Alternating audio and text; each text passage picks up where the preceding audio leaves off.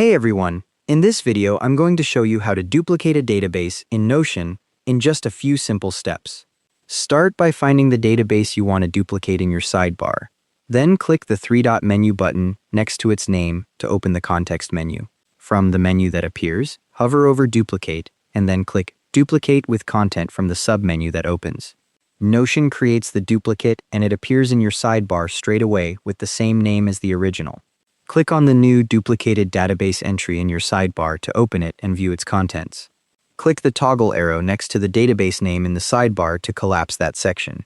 Now click directly on the database title at the top of the page so the cursor appears in the title field. Type in your new name for the duplicated database. For this example, I'm typing duplicate test.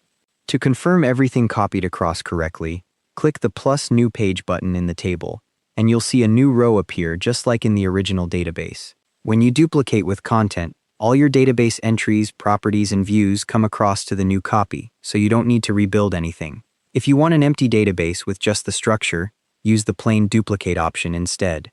The duplicated database lives in the same location in your sidebar as the original, so if you want it somewhere else, just drag it to a different page or section. Your original database stays completely untouched, so you can safely experiment with the duplicate without worrying about losing any data. And that's how to duplicate a database in Notion. Thanks for watching. Hope this helped.